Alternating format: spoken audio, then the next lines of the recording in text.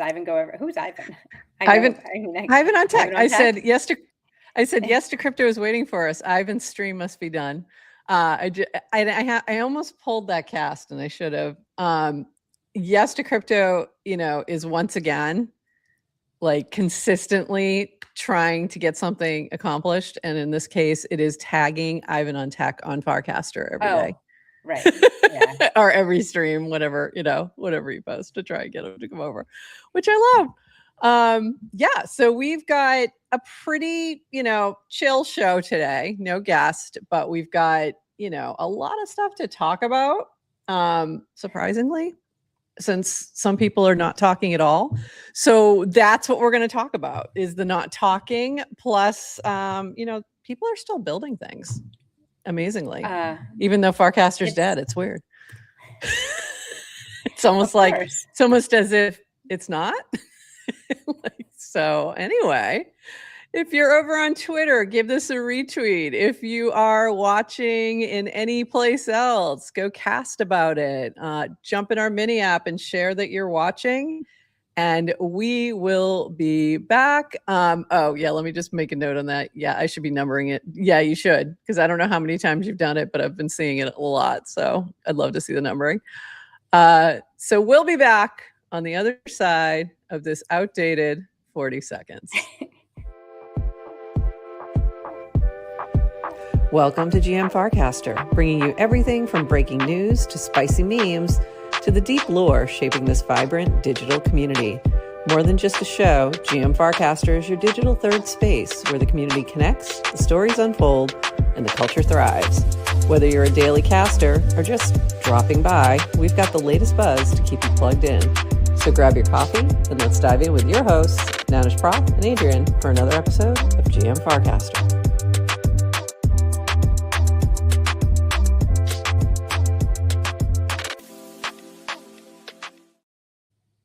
GM Farcaster. It is Friday, January 16th, and you are here with NounishProf and Adrienne for, I don't know, hourish. I always say 29 minutes, but we know that's not going to happen. Of Farcaster and Base App news. We do have a lot to actually talk about today. So there's a lot happening. Gossip Hour, I just saw your cast come.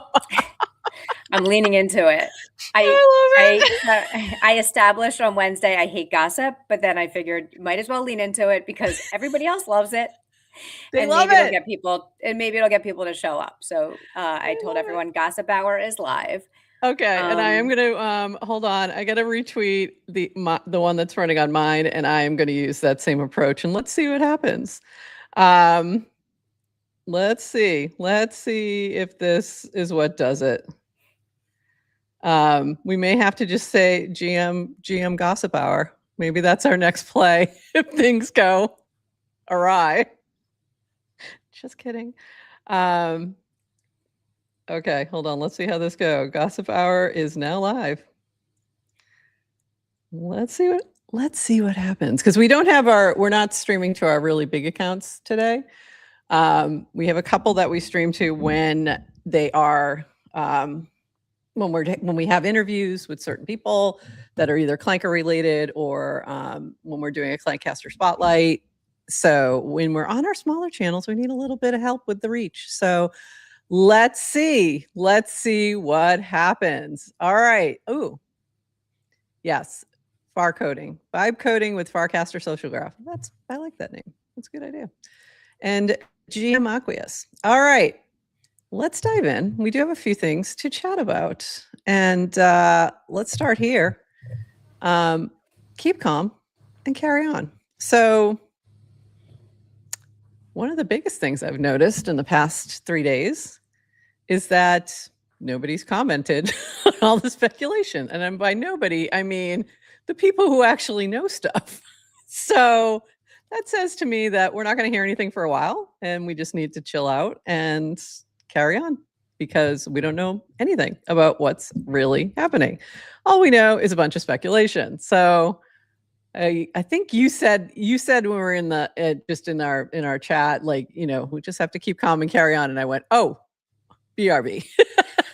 Like, oh, okay, good point. Keep calm and carry on. Yeah. We're on a Yeah. need to know basis, and Yeah. we don't And need to know anything. we don't need to know right now. So everybody just chill, because a lot of you are very unchill.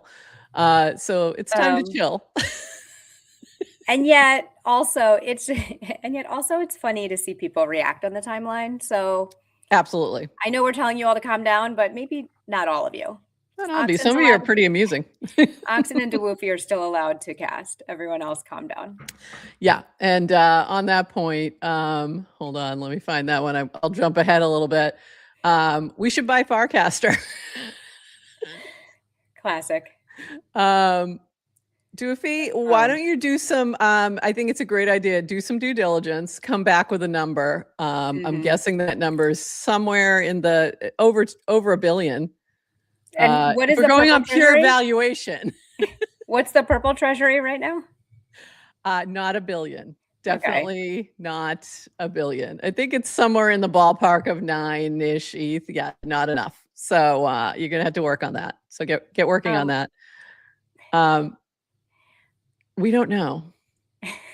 We literally don't know. What are you even talking about? Like, you start the show telling everyone to calm down. What are we even talking about? People are just like oh, you wanted us to set this up? Okay. There's no setup. Some people just join for news. Everyone's on the timeline speculating about rumors that Farcaster is dead, dying, being acquired. Yes. And it's being fueled a lot by the fact that Dan and B, first of all, went totally dead silent post during the holidays. So, just thought they were doing their thing. But then the new year kicked over and they were still really quiet, and they're still really quiet. So we're just a lot of speculation about what's happening. And then we're going to get to the base news in just a bit. So those things combined are sending some people into a little bit of a tizzy. I'm seeing a lot of crash outs. So, all right, moving on. Here we go. We do have some other news, but not really. We're going to continue on in this vein for a little bit. This was from Rish. Everyone predicting doom. Please see this doc I wrote a while back. I think it's a very important doc. The doc just says, please stop. I will say it did have a very interesting recaster as well. And that recaster was Dan Romero. So he didn't comment on it. He didn't quote cast it, but I did see the little recast. So I'm going to take that as a hint. And we'll stop. It was giving, it was giving this energy. Mama's had enough. 100%. 100%. Please stop. This is again. In case you didn't hear it the first time. Yes, one more time. Mama's had enough. Mama's had enough. So see, yeah, when you're in your social network, sometimes you need a little mom and dad energy. Yeah. To tell the children, please stop. Please stop. Just everybody relax. I know I fueled some of this speculation. I'm pulling back now. Just, I took off my tinfoil hat. We're just going to wait and be patient. When we need to know, we'll be told. All right. This from Christopher. So into some of the builders who is building with Erica, the Uno client, which I was using this morning. I'm trying to use different clients. I have, that habit that is just so ingrained. So I'm trying to move around, try different clients. I was on Quorum this morning and Uno for a little bit. And they've now launched an Uno mini app. So this is fun, launching Uno Mini. This is from Christopher. We have exciting social things planned within just the mini app. And some folks don't ride with Apple iOS. Connect with Uno, turn on notifications so you can experience our first products as we release them. So this is interesting. I don't know what's coming. So cool. Very excited. This is going to be fun. All right. Moving on. This from P. Fista, who had jumped into the Uno mini app, reminds me of early Farcaster days. I opened the mini app and saw all the people I know and consider friends. So there you go. I think that's the big thing, because the other thing we've heard a lot of chatter about, and we'll talk more about that when we get to the base announcement, is the trading focus, that there's a lot of folks who've been here for a while who are looking for the more social focus rather than trading focus. Highly recommend that you try some of these alternative clients who have a different perspective. And even if you're a trader and that's your focus and that is where you want to be, some of these other clients just have a different perspective on that, like Zapper. Zapper's a great client. Like, really go check it out because it's actually very good. If you like NFTs, it has a great NFT feed as well. So definitely check that one out. Sofa, if you want deeper dive, if you want curated content and you want a little bit more cerebral experience, definitely check out Sofa, SOPHA. So there's lots of options right now. So if you're whining about you don't like your feed, that's now a you problem. So Mama's had enough. Mama's had enough. Seriously, like, there's so many options and a lot of them they're really good. So a lot of them are in beta. They have some, quirks or whatever, but some of them are actually just incredibly well developed already, and they're, very slick. So go check out the other options if you don't like what you're seeing, and you bring your social feed with you. You don't have to start from zero. You're starting from. That's the beauty of the Farcaster protocol.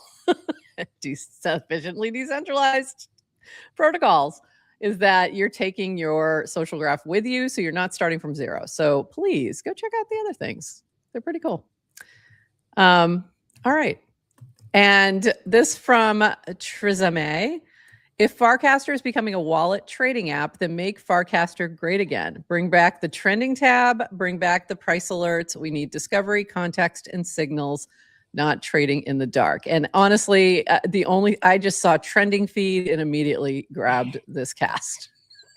So that's all I saw.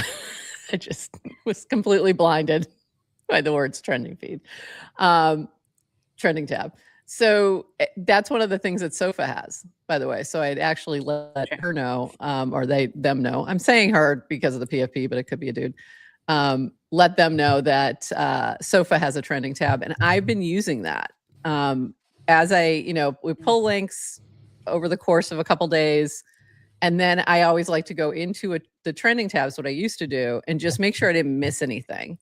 And now I've been doing that on Sofa, and I've absolutely found 3 or 4 things that I had not seen on my feed just because of the way the algo works that were getting a lot of attention and that were worthwhile. So another reason to go use Sofa. There you go. I mean, you don't have to be like me and use all of the clients, but try something new. The DGen client, also another social, funny enough, social facing client. Yasik leaning into social and constantly reminding everyone that DGen app is social first. Yeah. Is my favorite part of the timeline. It's hilarious. It's like the world is upside down. Mm-hmm. I don't know what's going on anymore. Like the most, whatever the most ironic outcome is the likely outcome. Yeah, exactly. All right. And this from Jonathan Colton. He's been doing these posts with stats, and I really appreciate this. So check this out. This is the Farcaster protocol growth. So current metrics of the users, the period of growth, and everything's up. So this is a cohort progress, December 17th to present. So what this is measuring in that cohort is folks that are coming in through the Base App. And there's plus 639,473, which is over the course of less than a month that they have added accounts, which means a lot of that is spam, unfortunately. So that's what we're seeing. We're seeing, I think the initial bunch of like 400,000 was more people than bots, but now I think that probably tide has turned. So you'll probably start to see some of those cull a little bit, but really interesting, very interesting to see where we're at the protocol level. And then this is from Farhan, who is looking at the client level. So it's worth analyzing Farcaster statistics from time to time. The network has been in a downtrend since it pivoted into social wallet and the growth strategy based on financial incentives alone, which isn't exactly true because we just saw the protocol stats. So I think this is more referring to the client itself, the Farcaster client, not the protocol. If you look at the most engaging accounts, many of them are low quality spam accounts or outright bots, something easy to experience when interacting with the platform tool. The platform appears to have entered into an enshittification process. I don't know about that, but okay. Much like other social networks, in this case, it's driven by the naive belief that human behavior can be effectively engineered through financial incentives alone. It now seems close to a phase of decline in which the marginal value of joining Farcaster collapses faster than new meaning can be created inside. And these trends are dangerous as they grow exponentially. Is Farcaster dead? Not in general, but as a social network, it's nearing a critical point. The clock is ticking. Is this the end? No, a resurgence is still possible. The team retains capital and human talent, and a meaningful pivot could still happen through community talent and trust in the project are currently low, must be regained. So here's how I kind of look at these numbers. Things are weird again because of this. Going back over here, you're getting like some weird accounts that's throwing some people off. You're also hearing that Farcaster's dead, so people aren't necessarily, jumping on. So there's a lot of reasons. Plus, also, hello, it was the holidays and everything was like dead quiet. So, but we can see there's been trends. We feel it. We know people who haven't casted in, forever, who used to be here on a daily basis. So there's a lot of that as well. There's some specific people who've, announced their exit. It's not an airport. But we've had a little bit of that. So I think some of this rings true and some of it might just be a little bit, I don't know, a little more doom and gloom than I think is necessary. What are your thoughts on that?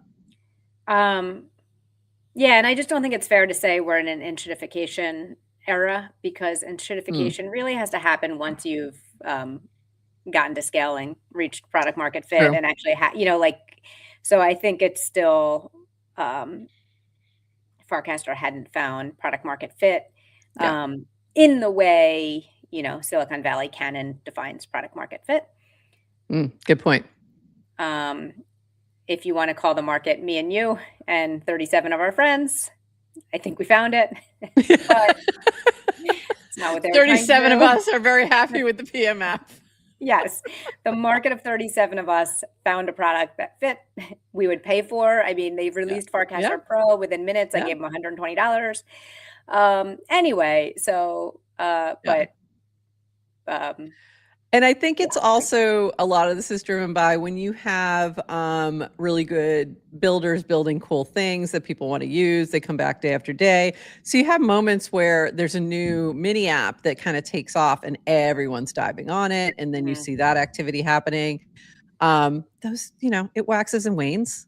The excitement fades. It's attention. We're in an attention economy that is not always easy, to maintain. It's really hard. So people have so many different social platforms that they're on that they can only, you only have so many hours in a day. And, you shouldn't be spending 24/7 on social platforms like us. So, there you go. It's probably not healthy. At some point, I'll figure that out. I actually started using the screen timer. Not for Farcaster because that would just make me insane. It's not even worth it. But for my other things, for TikTok, for Instagram, and I don't go on those that often, but I've had moments where I just want to, scroll. And Twitter. So Twitter can be my time suck if I get sucked into something. So I've started setting a 30-minute timer on Twitter for the 24-hour period, and then 15 minutes on the others. So did you put a hard limit, or you're just? Is it a? It pops up. No, you can override it. You can override it, but I've been pretty good. I've had a couple times with Twitter where I'm like, oh crap, there's something I need to go look at now. And it's mostly I'm thinking about, something work related or something, but I'm trying to just limit my doom scrolling, really. So at least that limit, if I hit it, I can be like, okay, I only go back if it's necessary, not just for, screwing around. So anyway. Sounds healthy. I'm trying to make some healthy changes. All right, and this from Moon Poppy. No one asked, but I have always considered Farcaster to give me early Facebook vibes. Agree. I don't know if it would affect the feed, if at all, but I think it would. I wouldn't mind if you could only see or post reply to my content if we are mutuals, with a little switch in case I want to raw dog it in the with the reply bots. So this is the other part of this, and this was a response to Brenner, who was is one of the OG 37. I posted on Farcaster yesterday, the first time in months. I got 15 bot replies and 0 real replies, and I didn't see him post. And this made me realize that I don't know if, at least he didn't get picked up in the so-and-so has casted for the first time in a while. I don't know if something is broken with that, or if they turned it off for some reason or what. But I didn't get that notification, and nobody did. But then he started getting real replies once he casted this. So there you go. And I think that's the other problem. And going back to enshittification, that part has been challenging, is that because of all these new accounts coming through Base App who are trying to farm the hypothetical base token, and thinking that's what's going to do it, they're showing up in your replies. So you've got a lot of bots, and it's annoying. So that's going to keep people away who are legit people, because they don't want to deal with that crap. Yeah. They don't want to see that cat. That cat's annoying. Get rid of him. All right, moving on. This from V. This was really interesting, and I highly recommend giving it a read. I still haven't finished it. It is very long. I got about halfway through, and I'm like, okay, I'll circle back to this. But this Varun had posted this. Steve Yegi, is it Yegi or Yeg? I don't know. I don't know who he is, but people seem to know him. Taking a detour from building AI orchestrators to cash out his creator coins and then write a long post about it was not on my bingo card for January 2026. I still don't think creator coins in their current iteration make sense for all the stated reasons, but this might be the strongest counter signal yet. And it was a very interesting, for that point, I would recommend going to look at it, because it did change my thinking a little bit here and there, because it was interesting. So what happened was, there's a Solana token launch platform called Bags. And on there, and now I guess on Pump too, maybe you can even Clanker, you can do this. You can send rewards to somebody else. So somebody has set this up. The reward, they set up something in his name, I think called Gas, and I think his product is Gastown. I don't know who this is, so I'm just going by what I read. And they had set the rewards to go to him, the fees, and he had like 49,000 sitting there. And so somebody sent him a message, and he's like, I'm assuming this is a scam, because why? And they kind of put it like, hey, you've got these fees here. They are sitting here. Here's about where it is. And some of it's in the token and some of it's in Solana, I'm assuming. He's like, you're going to have to set up a wallet and add a little bit of Solana so that you can claim. And he's like, that does sound like a scam, right? That like, sounds like we just need a little bit of something and you get this big thing, right? And I'm like, wow, that does sound like a scam if you don't know. And then he goes down this and he's a really good writer as well. Like, it's just really well written. It's very entertaining. But this is the part that I thought was funny. He goes to his bank to get this set up. Like, you went to a bank? Like, what? I'm like, wait, what? Why did you go to a bank? And it's just really interesting. But he just really needed somebody to help him, because literally they could have said, hey, go set up a wallet. I'll send you like a couple bucks worth of Solana, and he would have been all set, at least on that part. Yeah. And then he could have figured out the off-ramping after. But he went down this whole rabbit hole of even getting a wallet set up and getting funds into like this wallet. And it was really amusing. But after he went through it, he's like, no, this was legit. And it's like, I was really surprised. So now I'm letting this roll. And he kept throughout the post as well. And this was on Medium, I think, saying like, I'm also earning from this. I know this is going to pump my bag. So just letting you know. It's really Good transparency. All right, so you recommend reading this? Sound like a good Yes. weekend read? Yes. If you've been like, paying attention to the Creator Coin meta and all the discussion around that. And I think this is a great read to just get the perspective of somebody in tech who's outside of crypto and their experience with this. And, but he kind of comes back to a point of like, this is kind of cool.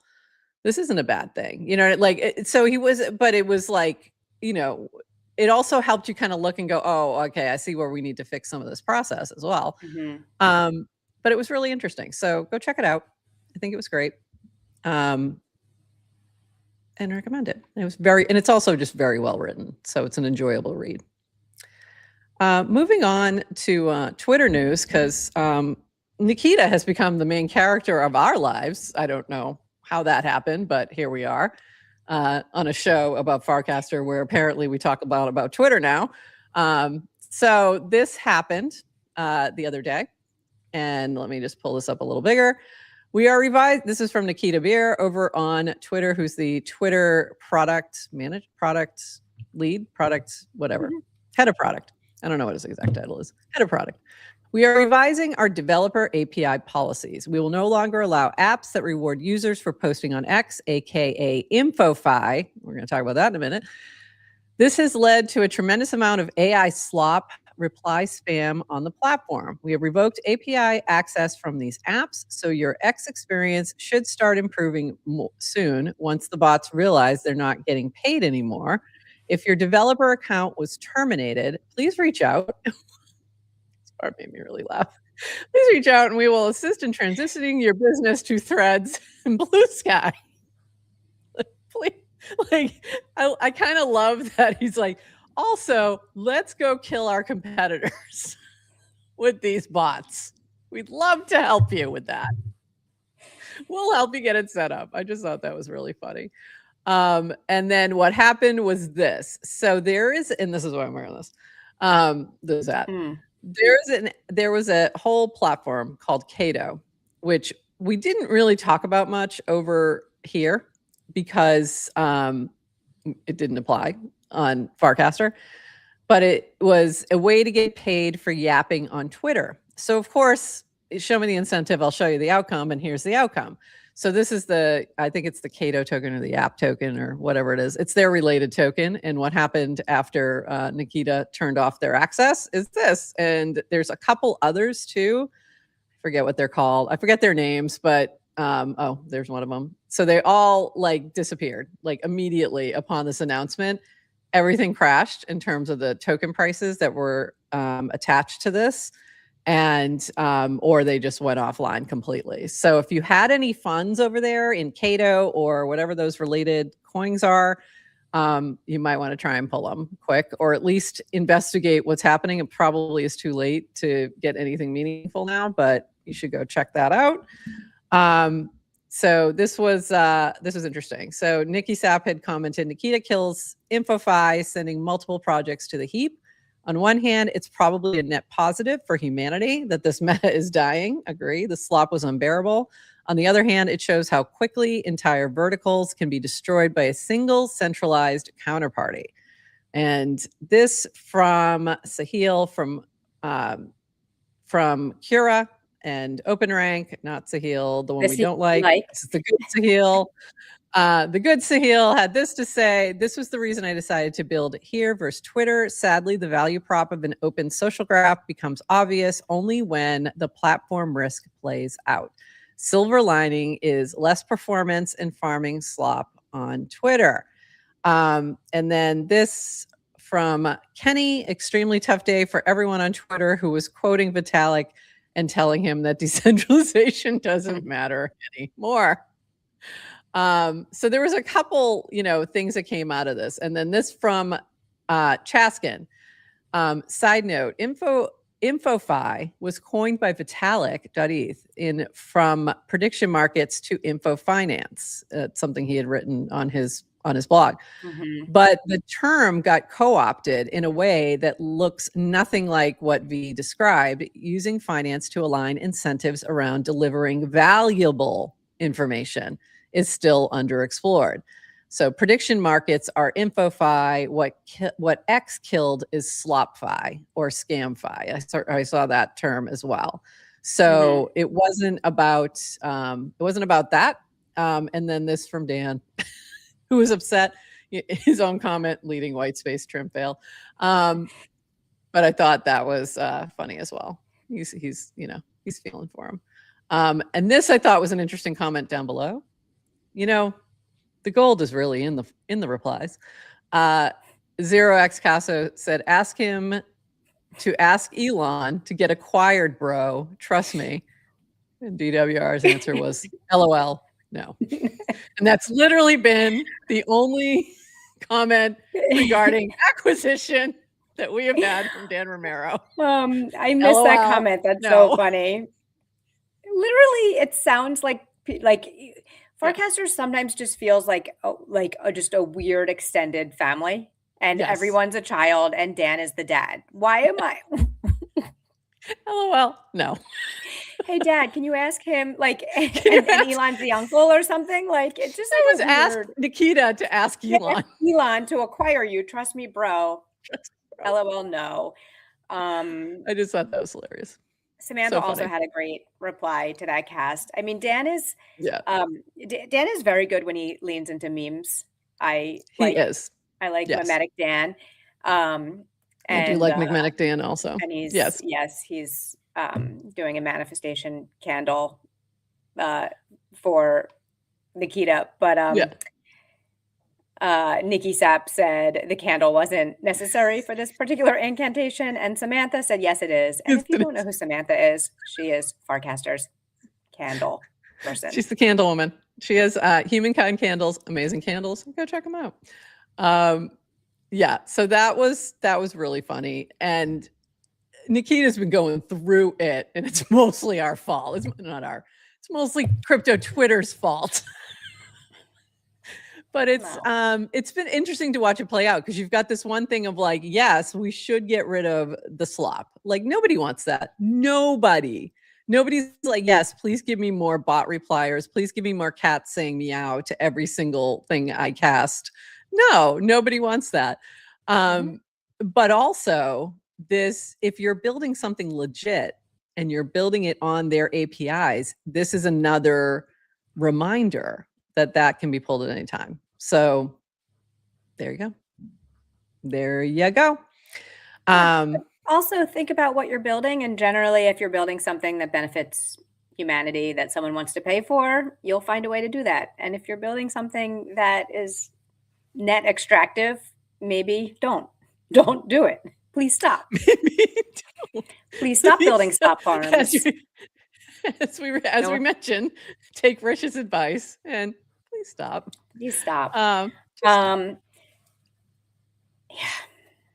I found this is a really interesting conversation, because it is one of those cases. It's kind of like the free speech conversation, right? When you ban speech of someone who is, everyone can agree this person has bad speech. It's like, yeah, sure, we shouldn't do that. Does that mean you should ban speech? Probably not.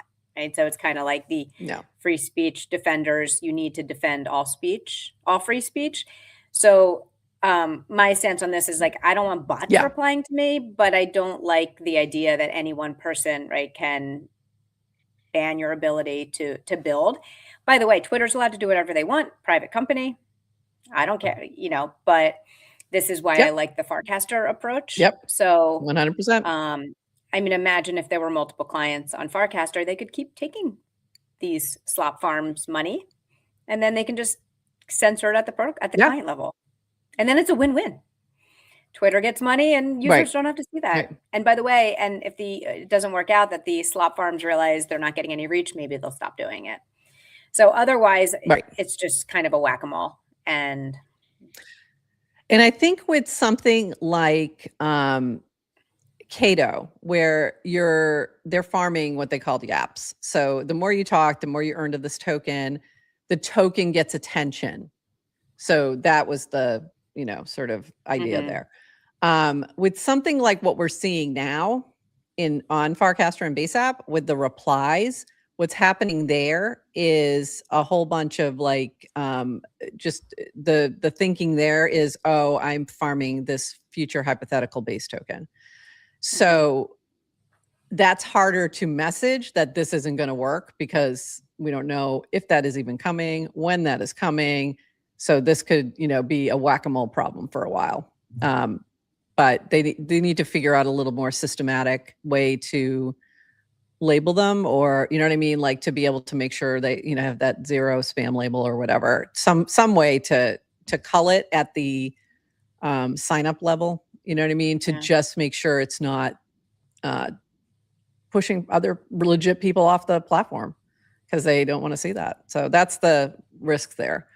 But yeah, you're right, you can have them sign up at the protocol level if they're paying and then just call them at the client level, which is definitely a better approach. And I, have been blocking liberally. Have you been checking? Like my follower counts already on Farcaster are very different than on Base App, so you can see they're categorizing users different. And then also my protocol followers. Through the roof. Yeah, give me the raw numbers. The raw numbers are beautiful. Want to hear a funny story? They're not true, related to follower counts. Sure. I was having an argument with my husband about, so I'm writing a children's book. Shout out afriendtoall.com. Is that a friend to all book? Afriendtoallbook.com. It's coming out this year. Anyway, it's been this like side project I've been working. My sister is illustrating it. It has been a labor of love. She is hand painting every single page. It's taking forever. I don't know why it's taking this long. But she and I were talking this weekend. We were talking about how many books we expect to sell. Like, and I'm like, and I said, I bet I can sell 100 copies. And my husband thinks we're not going to sell 100. And I'm like, I think I can sell 100. Oh, well, like, that just sealed it. Just with Farcaster friends alone. Like, I'm like, like friends and family will buy, I sell, 30 copies. I'm like, I think I can get Farcaster friends. And so then I was telling him, I flexed to tell him how many followers I had. And I used the protocol follower count just for the argument. It was so funny.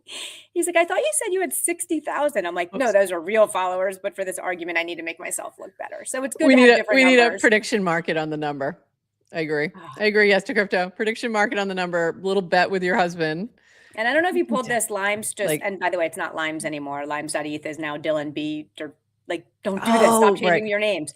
Yeah, don't do that. Did you pull want to bet? We can talk about it next week if not. Yes. Okay. No, I've got it. Yeah. Yeah. So things like that. I think this is a perfect use case for that. But literally all you'll have to do, this is why I went, oh, that's going to be easy, because all you're going to have to do is cast, my husband thinks I can't sell 100 of these.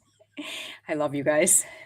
Go. Like, I mean, there's going to be an army of people who are like, oh, well, Yeah, F him. Fuck that guy. Let's show him. Yeah, exactly. I mean, that was my immediate thought. Was like, oh yeah, like watch this.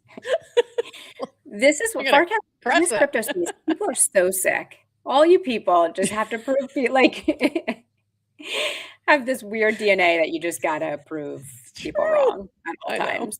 I know. I mean, that was like my immediate thought. Like, okay, let's watch it. All right. So here's the big base news for this week that we haven't we talked about it, generally speaking. We didn't have an official statement. We now have an official statement. So this from Jesse, TLDR, we are focusing the Base app to be trading first to drive demand and distribution for a full range of assets and to be the best app for whatever you do on the on-chain economy.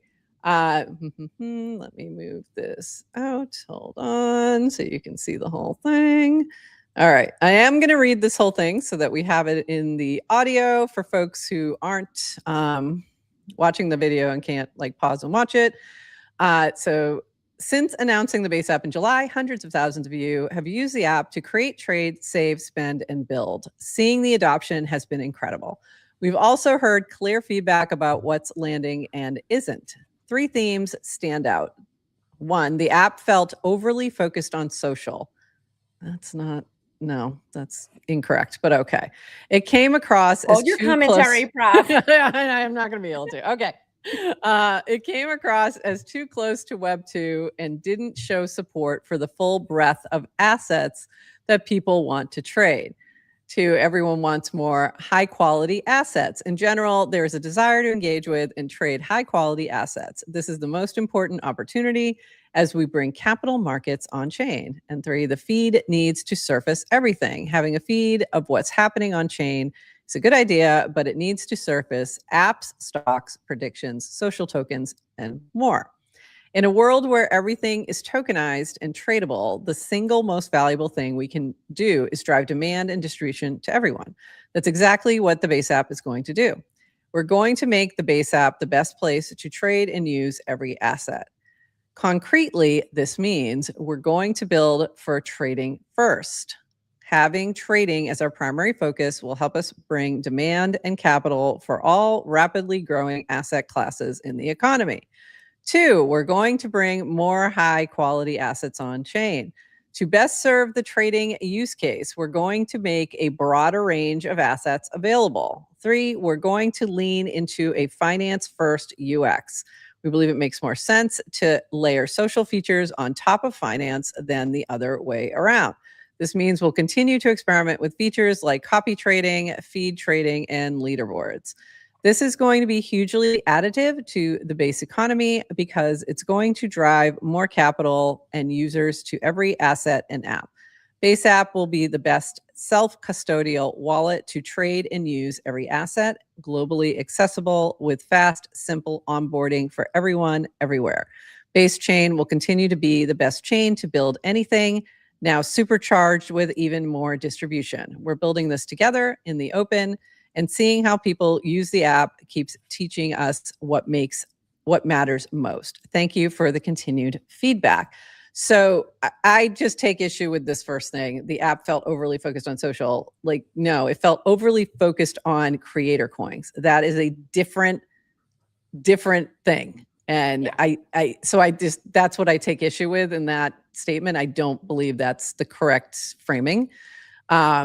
Because that was the biggest issue that people had flat out was the very forward push of creator coins, and that being like the most important thing, the end all be all of the Base App. I mean, and I think it's possible though, if you were doing the upgrade path from the former Coinbase wallet to the new to the Base App, I think it's possible that was too much of a social, like, whoa, like to go from wallet to a feed may feel overly social. So I can maybe give them, maybe that's what he meant.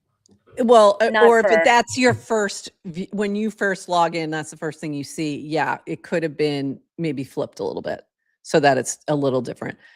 Essentially, they should have built Zapper, is in my opinion. Like, but Zapper's already built.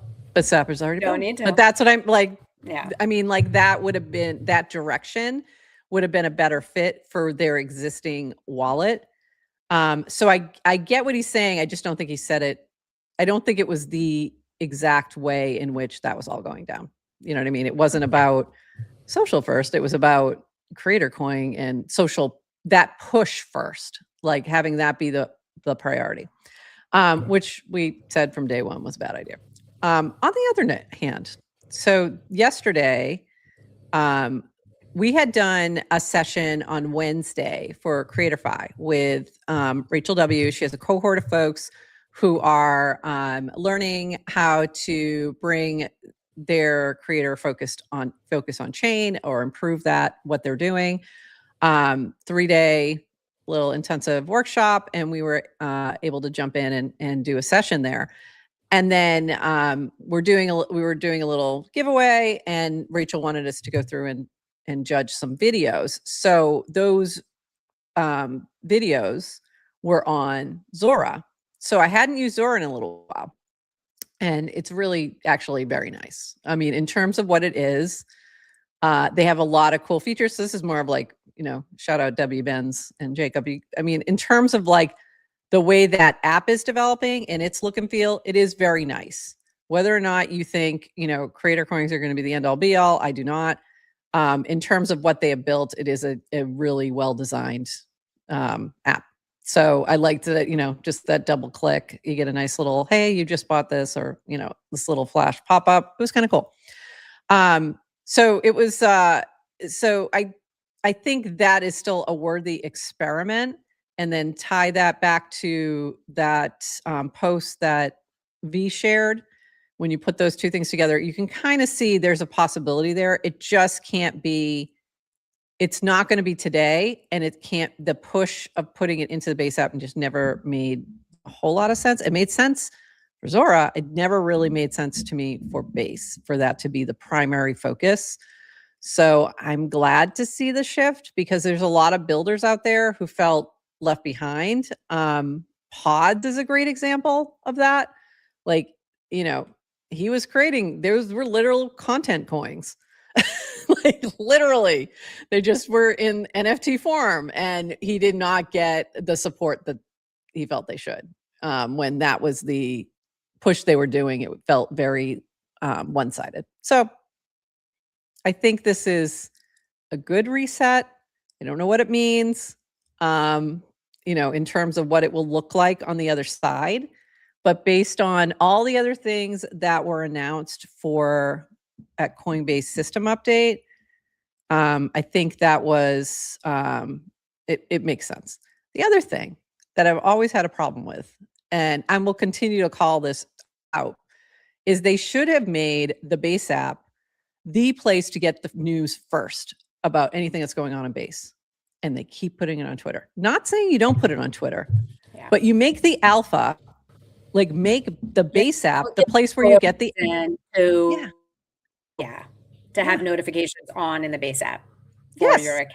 Yeah. Like this is going to be the place where you're going to hear from us for easy. Like that's so low hanging fruit.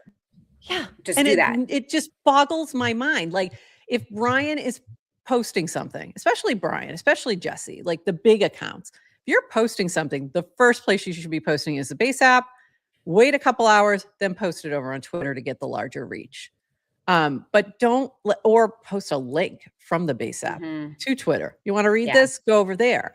Like they didn't do any of that, and that does not make sense to me as to why. Like it made it just still to this day. Like you ran Basecamp and you put the schedule on Twitter. Like what? I wasn't even on the Base app. That still boggles my mind. So anyway, a little free advice for the Base team. There you go. That you didn't ask for and you didn't want, but you got it anyway. And not the first time you're hearing it. So not the first time you're hearing it. I've been saying it since day one, but I'm still going to say it. All right. Rant over. Moving on. So I'm excited to kind of see how they adjust. I have to say there's still it's an incredible team. They have incredible developers, engineers, like just amazing crew over there. So if anyone can do it, it is them to make this little pivot. Moving on. Okay. Oh, the other thing that I keep seeing through all these discussions, the discussion about Base, the discussion about Farcaster, is that SocialFi is dead. And you people are absolutely insane every time you say that. And here's why. And here's exactly why. Today I learned Pump Fun has a mobile app with social features. Well, of course it does, including a dedicated feed for their live streams, basically all the copy trading features you'd expect, and now a feature to broadcast calls to followers. And this is why it's just beginning. Like you're going to see it in Robinhood. You're going to see it in you're going to see it on, Twitter is integrating cash tags, and they're going to have a wallet at some point. So everyone's thinking about this backwards, in my opinion. It's that are we just too early? That's always a problem. Yahoo suffered from that. I mean, even big ones from way back. Sometimes you're too early and somebody comes in and does it a little bit better or differently or captures more attention, but the concept and the idea is not wrong. Especially when you think about things like prediction markets. That is a social type of experience, and it benefits from having a social graph. Period. Full stop. Stop being crazy. All right. Moving on. I'm going to move away from my rants for today. Maybe. We'll see. Actually, let me pause there while I get my links a little bit more organized again. Adrienne, any other thoughts on that? I went a little ranty today. I'm sorry. I think Apologize. I like ranty you. Oh, wait till I add the Boston accent to it. All right. I'll just add to a note to the base team. Kudos for you for listening to feedback, pivoting, building in public. Yeah. For all of us, there's like always two thoughts in our head, which is like, what would you do if you were Dan or Jesse or building or Seb or Christopher and Erica? Like, how would you make the app differently? And then there's the, okay, I'm a user on Farcaster. What do I want? And there's sometimes different things. And I don't know, like obviously I'm not a big fan of the direction of everything. Every app has to be trading first. Right.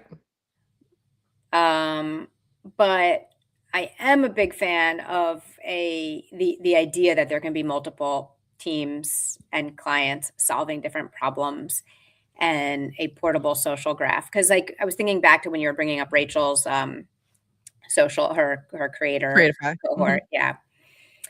And what advice do you give creators today? I mean, there's so many platforms to choose from. We're seeing this with GM Farcaster where it's like, oh, well, all of a sudden we're starting to put clips on TikTok and YouTube, and we're trying to be more active on Twitter. And we're streaming on like 5 different places. On Dan and Retake and YouTube. Like, it's kind of annoying. Yeah. You got to do it. Right. And I'm thinking about like, what advice do you like? Why would someone come to the Base app when they have a huge following somewhere else? It's not even a huge following. They're just implanted somewhere. If you're already somewhere and you have your friends and you have like, why move somewhere else if you don't know it's going to be the thing? So I can't guarantee Base app will be the thing either, but I do like this idea of making it safe to try something new, because you're not going like, yes, you're investing in the platform, but if you don't lose your social graph, if you can then say, okay, I don't really like the direction. Oh, Farcaster is now trading only. I don't really like that. Well, I can just very easily go use Uno and get a completely different experience. And it didn't feel like wasted effort because the relationships or network I've made on Farcaster carry over. Exactly. Yeah. And I think that's really important for creators.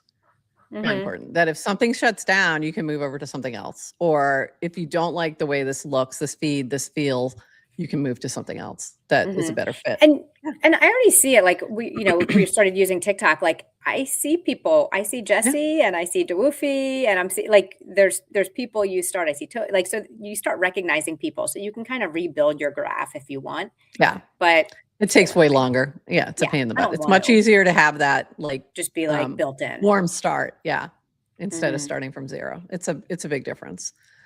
All right. We've got a few more things to chat about with our builders who are building. They're still building. Keep calm. Carry on. Keep building. That's what I should have said, was keep calm and keep building. Well, I should have said. Because there's so much, we've got opportunities to do some cool stuff now that is so much easier with things like Nanar App Studio and stuff like that. So keep building. But this from Perp, and this didn't come out until after our Haberdashery sponsored show, so we're putting it in today. Habs Farcaster engagement rewards powered by Quotient are now live. 350 million Habs have been allocated for rewards, plus an additional 15% fees collected by main Clanker pool paid in Habs. Reward periods will run every 2 weeks, and at current emissions rates without intervention is funded to run 71 cycles. Now that app is done, next focus will be passing a prop that diversifies a portion of our treasury holdings to Habs via TWAP sales. I hate saying TWAP. Working with our dev team now that we have practical hands-on experiences with hooks to expand our hooks to grow and strengthen the ecosystem. So this is the Uniswap v4 hooks is what they're talking about here. Pass prop funding, first round of community grants to incentive builders to to choose to deploy and build in the Habs ecosystem.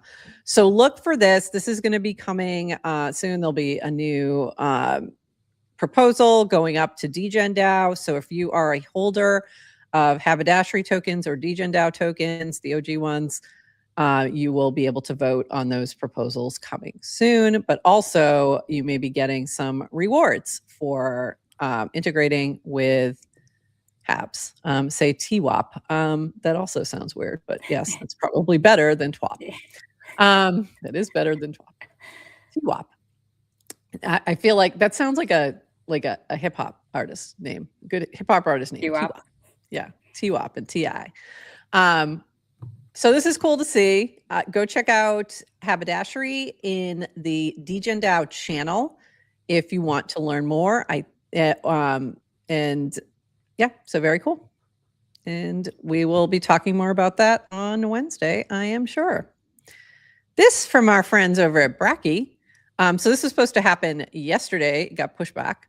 Attention Bracky Network. The pregame mining process for Sunday's 2 NFL divisional playoff markets will open shortly. I think it's opening at 10 a.m. Eastern this morning. I think. Below, I will invite anyone who is Bracky Pro as a continued acknowledgement of our shared alignment. Bracky Max users will not participate, but will have a more substantial reward tomorrow. So what's happening is with this, they're experimenting with something new with this, with Bracky for the NFL playoffs that are happening this weekend, where Bracky Max is getting a different kind of allocation where they're getting an early allocation based on I think they pick one team or something like that. Bracky Pro is getting early access after that to be able to choose buy shares. So I got a notification yesterday from Bracky that I needed to open up a message on the Base App with Bracky in order to participate in this. So I went and did that, and then it responded back, and then it told me 2 p.m., and then it came back and said, sorry, not 2 p.m. We have a little issue. So something wasn't working quite right, so they pivoted to this morning. So if you are Bracky Max or Bracky Pro, go check this out. And if you're not, soon after, you'll have a chance to also buy some shares in the NFL playoff games. Again, not financial advice, DYOR. Don't do this if you're a gambling addict. And that's all.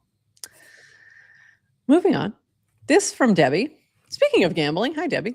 Not a good transition. It actually was a good transition because Debbie is, I think she's Bracky Max. Honestly, she's a big football fan. I think it's the Chargers. I think it's the Chargers who is her team, if I remember correctly. And also, like some poker and stuff like that. So anyway, this is from Debbie at Privy NYC. It's time to come home. Introducing Privy Home IRL, our first ever pop-up. 2 full days, bringing together builders, customers, and future teammates, shaping how value moves on chain. Learn more. So this is coming up next week. Or in 2 weeks. 2 weeks. What to expect? Short talks from the Privy team, live demos from teams building on Privy, open office hours for questions, feedback, and conversation. TLDR, if you build with Privy, love Privy, or are curious about building or working here, this one's for you. NYC is our first stop, January 28th to 29th. Full agenda coming soon. Spaces are limited. RSVP to save your spot. And I would say if you are building anything that integrates Privy or you're in the New York area, you should definitely check this out. If I was in New York, I would definitely want to go. This from Daryl Yeo. Introducing the newly redesigned Wallet Beat. 24 plus independent reviews of software and hardware wallet brands in a compact table format for quick comparison. Color-coded pie chart, tooltips, hierarchical columns, and rows that collapse and expand to reveal details. Filters and sorts for variants, hardware models, attribute ratings, category stages, and more. Dynamically generated wallet report cards with detailed explanations of rating criteria, sources, and research methodologies. WalletBeat aims to define a community standard for wallets in the Ethereum ecosystem across several areas, including security, privacy, self-sovereignty, transparency, and support for ecosystems. And then he went on to say this, the walkaway test, which I thought was interesting. If the team stopped working on the wallet tomorrow and shut down its infrastructure, would users still be able to use it? Would its security or self-sovereignty features degrade? So this is also something that he's including in sort of this analysis. I thought this was cool. So if you, if you want to go compare your wallets, this is a great tool to do so. So thanks for that. This from, let me make sure. I just want to make sure this is in the right order. This from you. This from you. Anyone want to help me with a personal writing project? All you need to do is a little word association. I give a word and you reply back with the first thought that comes to your mind. And if you're in our chat, I would like you to write the word. If Adrienne says the word, what is the first word that comes to mind? And Adrienne, what is that word? Okay, the word is surrender. All right, chat. So I'm going to give you a second to drop what you think, what you immediately think of when she says surrender. And let's see. And it was fascinating. The responses were fascinating. Also, no, surrender is the word, Acquiesced. You can't say so surrender. Come up with a different word. That's the word. Now you have to give us a different word. Vulnerable claim. Damn it. I don't think that was the first word. Grace abounds. No. Okay. I found another one of my people. All right. So immediately, and also shout out. Can I just say for an app that is a trading app and is very antisocial, an antisocial trading app. This has, by the way, the concept of surrender, it has nothing to do with what's going on at Farcaster, at work, anything. It was like purely something I'm doing on the side that is a personal thing. Yeah. But because I had this thought in my mind about this word I want to write about, and I was like, what do people think of? I posted it. I walked away, and like 5 minutes later, there were like 25 responses. So people still there. It's almost like humans are hardwired to be social and have conversations. I don't know. It's weird. Yeah. Almost. It's very social. So thank you. I was just really appreciative of everyone who answered. So my immediate response, like immediately, was never. And then I said, actually, no surrender is what started playing in my head. Literally, that started playing in my head by Bruce Springsteen. No retreat, baby, no surrender. But this was the funniest part, was that Symbiotech, Brett Draw Stuff, and Push all said never also, and they were all in a row in my feed. So it was like, oh, my people. Here are my people. Here they are. That was, I like yours. It was really funny. And then you had Jake said suffering, polite decline, victory, jump. I thought that was interesting. Victory. True. That's the other side. Defeat, Dido. That's kind of funny. Faith, surrender yourself to the universe, let go. Pirates from plants. So I'm concerned, plants. I'm concerned. Where are you running into pirates? Depth, step 1 AA, begrets, lost. This is not in my dictionary. Zal's another one of my people. Give, sweet surrender. I like that one. Acceptance, subservience. It was interesting. Yeah. And I don't necessarily think like you never surrender, because that would be ridiculous. Like surrender can be a good term as well, but it was just the first thing I thought of, so there you go. But I thought that was interesting. And it is funny to see how many responses you got so quickly. Like, yeah. And I also had a few people quote cast because they were like, oh, I want to play this game too, and throwing off other words. Oh, cool. So just long, That's interesting. Yeah. So social is dead, long live social. Social is dead, long live social. Remember conversational liquidity provider? Yeah. Just be I do. I do remember that. Adrienne doing a little conversation liquidity providing yesterday. Remember that? Yeah.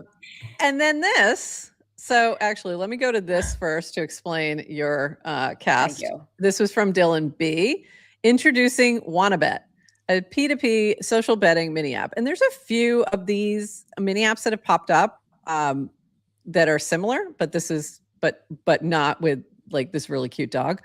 So they got my attention. Uses Farcaster identity and social graph, smart contract escrow, no fees. Check it out.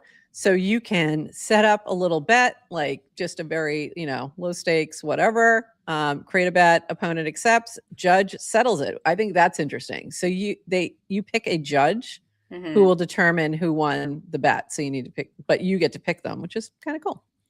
Right. And each person who takes the bet can decide whether or not they want to do it, and the judge ahead of time. So yeah, that's cool. Decide whether you think that judge can be bribed. Yeah, exactly. So this was, and I think you were putting me in as the judge, which I thought that was funny. Anyone want to bet me Farcaster does not announce M&A activity in the next 7 days? I have no insider info. I just like using mini apps my friends make. And I was like, I'm not taking that bet, because I don't think we're going to know in 7 days was my reason for that. I was like, I don't think we'll hear anything. I think we're somewhere into a 30 to 90 day window, honestly. And it could be, and depending on, first of all, we know nothing and nothing could be happening. Could be nothing. Could be absolutely nothing. But if something is happening, it generally takes a 30 to 90 day window for due diligence and that sort of thing. And to get it before anything public is even mentioned. So I wasn't taking that bet, but I do like the app. The app is kind of cool. So I will say that. So go check it out, try it out, come up with a fun little bet with a friend. If you need a judge, I'm around. All right. This from Burr. Me in 2026, I'm looking to do one productive thing every day. Linda in 2026, I'm looking to learn physics. We are not the same. And I was like, yeah, ditto. But so Linda had posted, I'm looking to hire a physics tutor to help me learn if anyone knows someone who might be a fit, experience with teaching. Context is I'm self-studying to learn, ideally the equivalent of a first year of university physics this year, could use help and accountability. Like, let me just clarify. She's doing this for fun. Yeah. Learning is fun, Prof. Not physics. He does that for fun. You're literally a professor. I know. You should always be learning. I am a lifelong learner. I never stop. I love learning. It just never crosses my mind to go that like way off the chart there. So, but I mean, I'm not as smart as Linda, so this is fine. So you got her set up with a tutor, which is cool. I think so. We made a connection yesterday. I don't know if she said no. She said she's going to start. Yeah. They're in the, I think she posted a cast that she casted that they did hook up. Okay. Linda. And they're a great fit. And she was very thankful. Yeah. I think we should all be more like Linda. I 100% agree. Google Doc. I want to be Linda when I grow up. Linda, and then when people freak out, I'll just be like, hey, I wrote about this a few years ago. Please check out my doc. And it just says be more like Linda. Linda, in terms, okay, let's do a love letter to Linda. Okay. Welcome to the Linda Appreciation Hour. Hey, give me a smile. This will be a great shot. Go. Linda is like epitomizes building in public. By the way, so Linda is, just to clarify, in case you don't know who we're talking about, at Linda on Farcaster, former Coinbase employee, former VC builder, built Bounty Bot, and now works with Farcaster. Okay, yeah, go. But she really does like kind of learn and build in public. Yeah. And she's really not afraid. Like she has no ego. So, which is like the biggest superpower. So she's not afraid to be like, like it's all the learning of doing new things. And she is one of the hardest workers I've ever seen. She's just, by the way, also don't work so hard, Linda, because I'm also worried about your sleep schedule. A little bit. Yeah. So make sure you balance. But anyway, I think when you live that way and you kind of like put out the good, it really helps counteract so much of the negativity online. Yeah. And she inspired me this year because I was like, yeah, I've actually had this thought too. I mean, I'm a little bit further out of college than Linda. Yeah. But I've been thinking about, like, I took physics in college. I took university physics, and and advanced math, and my brain, it forgets. It That's forgets okay. things. And I was like, oh, maybe I kind of want to go back and do that, like almost like, and by the way, when you're in college, or at least for me, I have so many regrets now that I'm like, I wish I could go back and like learn so much more and Hmm. absorb so much more. I don't know how you feel that way, but I don't. I actually feel like I loved all my educational experiences, and I don't feel like I didn't take advantage of them. I think I did. okay. So I wish I I could have no go and regrets talk to there. Yeah. professors, like do No. more, but anyway, I but everything is free now. I mean, there's like Yeah. with the MOOCs, like it's like you can get university Yep. education for free without being there. So, Highly recommend that. she And inspired also me. I you was can like, use oh, ChatGPT if you want to do something just very small. Hey, yeah. you are a physics tutor. Teach me this. It's going to be a little different experience. She was looking for a little bit more IRL, hands-on, really deep dive. But if you wanted to just do a little bit of something, Hmm. you could use Google Gemini. You could use, I mean, and really, Yeah. you Just, have to kind of go, do I trust this? But for that kind of stuff, I feel like that is yeah, you pretty can learn. straightforward. Yeah. Yeah. Yeah. And I liked her. I tend to just do things on my own, but I like this approach of hiring a Yeah. tutor for the accountability and also having someone, by the way, from a coding perspective, while you can get everything with coding, on my journey back, it was so much more helpful having someone you could be like, is this right? Like to help Yeah. make sure you're kind of pointed in the right direction. And I don't know where she got that from, but I remember hearing Brian Armstrong Yes. talk on a That's what I was gonna podcast say. Yeah. um, about, I think he was He learning about did nuclear. And I he's like, think I he just started didn't with have physics. time. He Oh, is started it with physics? physics, He's like, I and don't he have had a time. tutor Like, it's once like a hired week, a like, for 2 tutor. hours. Yeah. Yeah. Yeah. So, And I thought that was amazing that at his level that he was still learning. And I love mm, that made me really appreciate him more. By the way, I just have to I have to shout out this one funny thing. So Easy Crypto said, "Ooh, physics is dope AF." I didn't see that at first, and all I saw was this. Chemistry is also awesome, and I was like, "Thank you. Yeah, we think we have great chemistry on screen." who, me and you, our chemistry. Yes, our chemistry is awesome. Yes, I agree. Somebody else had said that the other day, so that was my first thought, and I was like, "Wait, what?" And then I looked up and I saw the thing about physics. We're talking about sciences. I was thinking wrong chemistry. Yeah, I was like, "Why are we talking about the sciences all of a sudden?" Yeah. But yeah, I agree. Yeah, vibe learning. Vibe learning. There, oops, vibe learning. Yep, that's Yeah. it. Sounds accurate. Yep. So using your chat to do a little vibe learning, I think is a good way to call it. Oh, it was Trompix who said it. My buddy Beans calls it vibe learning. Yeah, I agree. That's a good one. And I completely agree with, lifelong learning, really important. It keeps you young, it keeps you going, it keeps your brain intact. Always be learning something new. And that's something I've done forever. So anyway, I'm the kind of person who'll watch I especially love like things like Gilded Age that are like set in like history at some point. But I literally be like, okay, pause. Who is this? I go immediately to like Wikipedia. I want to know who the real person is. Like anytime it's like, Yeah. oh, there's now a real person in this. Like I will deep dive. I used to watch Mad Men religiously. Love Mad Hmm. Men, but I would like deep dive into whatever that moment they were like was on the screen. Like I would deep dive into the clothes, deep dive into like the events, all that kind of stuff Hmm. because I want to learn more. So like I just do it in a very weirdly natural way that I don't even realize Yeah. I'm doing it. So yeah, It's always be called being learning. curious and having Yeah. the. Did you watch Death by Lightning? Yes, I loved Oh, that.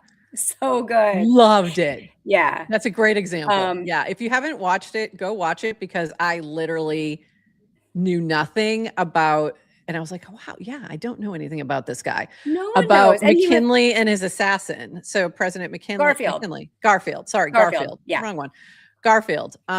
So President Garfield and the guy who killed him. And it was fascinating. And it was just done, it's obviously a dramatic recreation. Like it's not a documentary, but that's exactly what I would do. Like as I'm watching that, I'm like then stopping, or after it was over, I'd go and like Hmm. deep dive more into it. So I thought it was fantastic.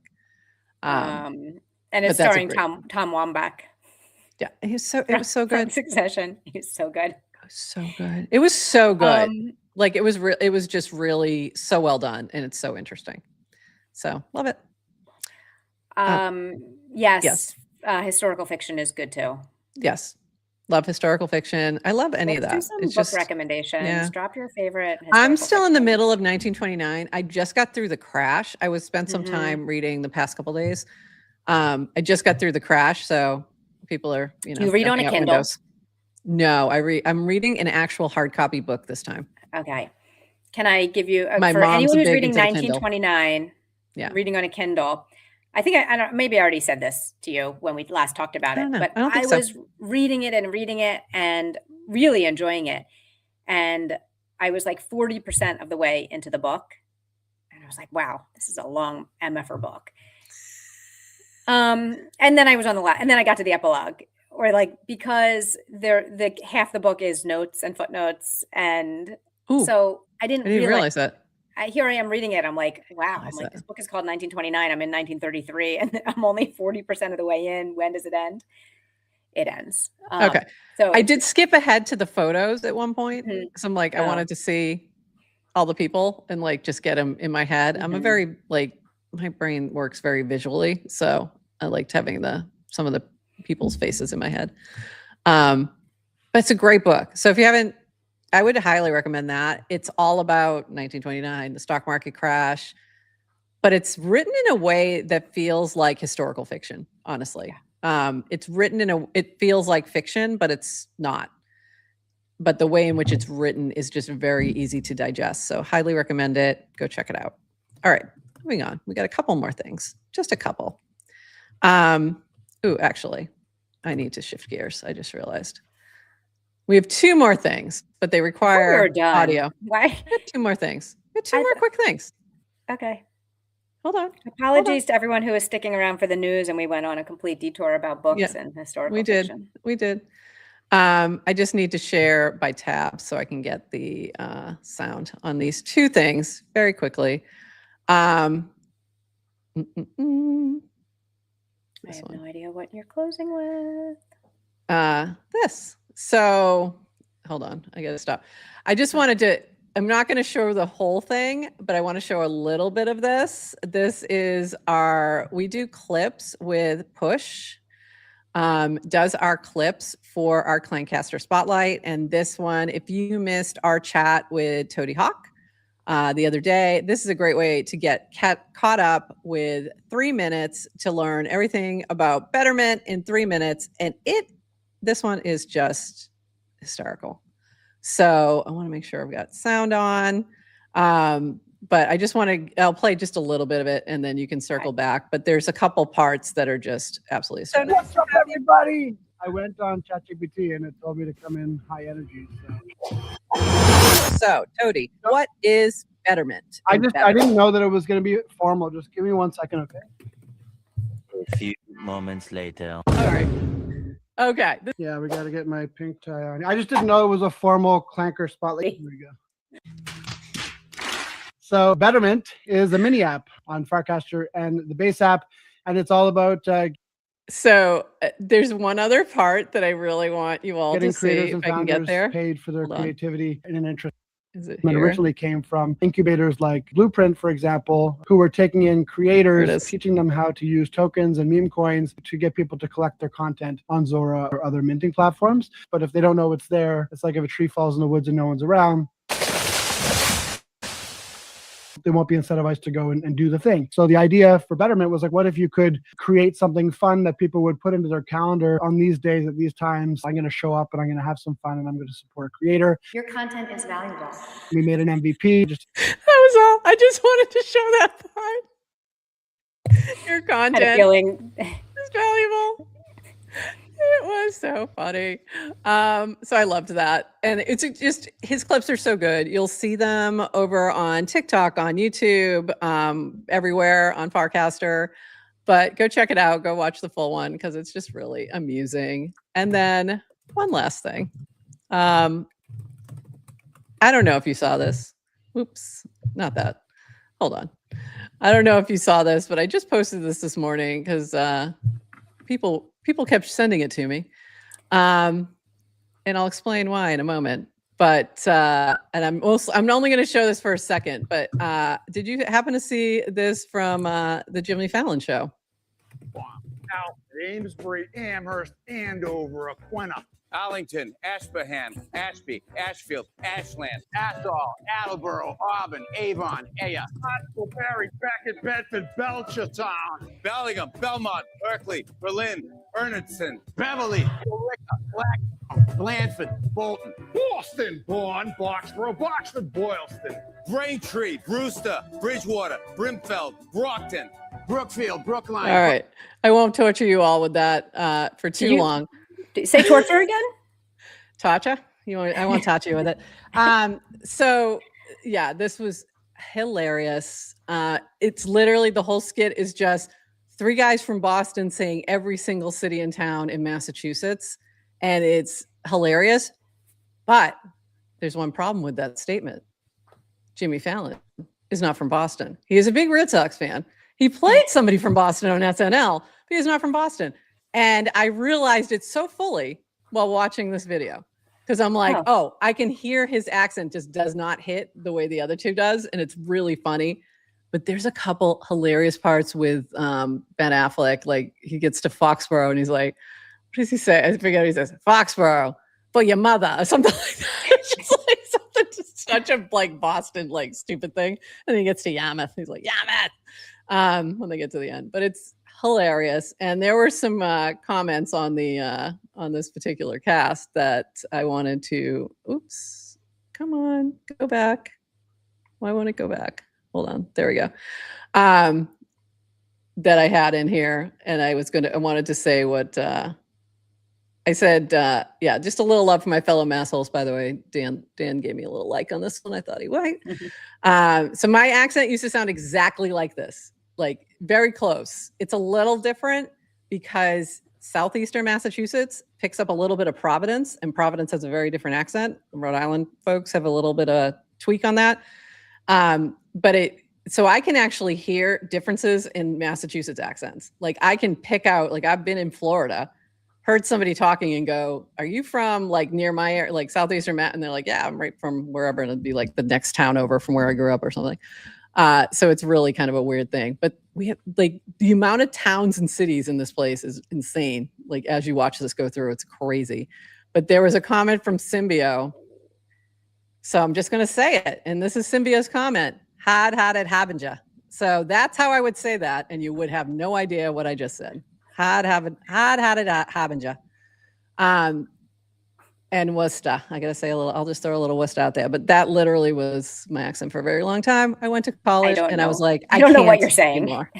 I showed it to you on the screen. It was a had it Habenja. Had it Habenja. So when I went to college, I had multiple communication problems with my roommate. And then people kept asking me to say patty and ka and all these things. And I was like, I can't do this anymore. So I got rid of the accent. So it's like, it's an effort, but it comes sliding back in here and there. So if I would get a little drunk, I couldn't control it. If I got pissed off, if I got wicked pissed, it would be gone. And yeah, I was in like a Panhellenic meeting in college and I went off on something and like one of the other girls was like, I had no idea you were from Boston until right now. What sorority? What sorority were you in? FIMU. Oh, I was a little FIMU. Anyway, I was president of Panhellenic. Of course I was. I can see that. And Greek Woman of the Year. Anyway, my grandmother was like, Greek Woman of the Year, you're Irish. It was the whole thing. Anyway, with that, if you want to laugh for today, go listen to Ben, Matt, and Jimmy say every single city and town in Massachusetts. It is pretty amusing. Or probably go bet on it with likes, because I have a feeling this is the TikTok that's going to take off today if you're playing around with that. And anything else, Adrienne, before we call it here? I think we should call it. All right. And go watch Push's clip edit of Toady. It's pretty funny. And recast it. And recast it and share it with the world. And we will be back on Monday at 11:30 a.m. Eastern. Not 100% sure who our guest is going to be. Still working on getting that dialed in, but we'll announce it as soon as we know. And we have a ridiculous guest yes, schedule next week, actually. So who's on Wednesday and Friday, Adrienne? I know everyone is moving to traders, but we only want to talk to builders. Just kidding. If you're a trader, we'll talk to you too. But we like the builders. So we've got Cassie on Wednesday, and we're doing all of our shows at kind of the Pacific Coast friendly time of 11:30 Eastern, with interviews at noon Eastern. So Cassie's coming on Wednesday, and Rish from Nanar is coming on Friday. So Woo-hoo! Very excited about that. And we'll get a clanker builder on for Monday. And I have a couple, I'm trying to work out times and stuff like that with people. So hopefully in dates. We're trying to get Emily Jr. on to talk about our DRB, and he's not available on Monday. So we're trying to find another time for him. Cassie is still the GOAT. That was the other thing. Somebody had posted about nobody cares about decentralized, or no one has the will to really make something decentralized. And I immediately tagged Cassie has the will. And the way. The will and the way. So that'll be a big week next week. Very excited. Excited to have Rish on, which also gives me a deadline for my next mini app. So get ready, people. I'm working on something. It's going to be fun. Nice. And with that, Adrienne, we bid you a happy Friday. Yes. Anything else? Can I just say, by the way, there's also been a lot of requests to have DeWoofy on as a guest. I don't know if you've been seeing that chatter. Tons of people have been asking. So let's see that chatter. But okay. Let's get DeWoofy on as a guest. All right. We'll do a little we'll see when we do that. A vibe check revisit. I love it. All right. And with that, everybody, have a lovely weekend. Happy Friday, and we will see you on Monday. And until then, bye-bye. Thanks for joining us for this episode of GM Farcaster. And thank you to all our partners and HyperSub supporters bringing this episode to you. Follow the GM Farcaster channel for all the latest updates and add our mini app on Farcaster and the Base app. Until next time, bye-bye.